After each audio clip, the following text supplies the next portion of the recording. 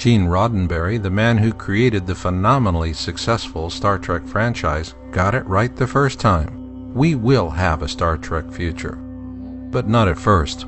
This is because the first order of business will belong to Mother Earth, the giver of all life.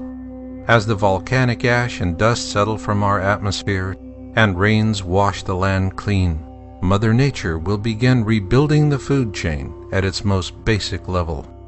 And from there, life will be restored upwards throughout the entire food chain. Our continents will offer us new farmlands, and they will yield a bounty of nourishing new crops. And we'll put them to very good use. In the years beyond Planet X in 2012, we'll rebuild, but slowly at first. Those who survive will want to study the mistakes of the past for the sake of future generations. Of course, there will be the obvious errors. For millennia, humankind has always believed that money was the root of all evil. We know that monetary systems are based on artificial financial schemes that serve the greed of a few by enslaving the many. After Planet X, humanity will say never again. Yet we will rebuild. Not with a monetary system, but rather with a resource-based system that will help us do exactly what Gene Roddenberry envisioned when he first created Star Trek. It was this vision that first energized the entire Star Trek franchise for decades. To simply explain it away as science fiction is illogical, because the seed of reality is born of fiction.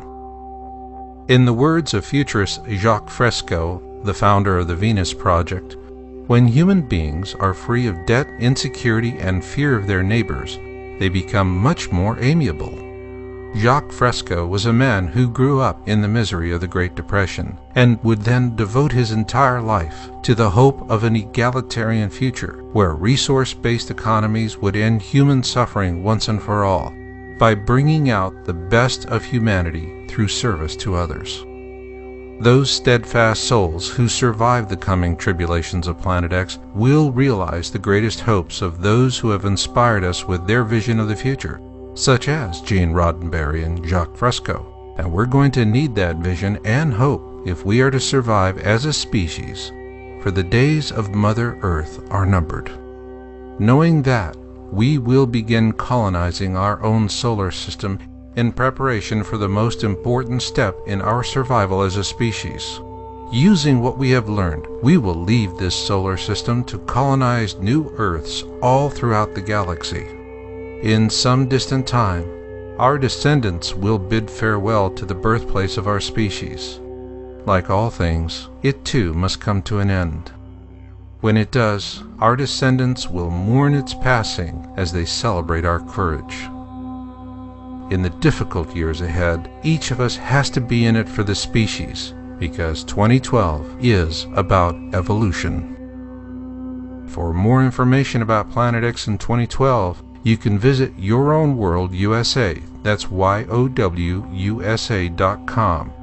For Planet X Forecast and 2012 Survival Guide, this is co-author and publisher Marshall Masters thanking you for taking this first step in becoming self-informed about this vital topic.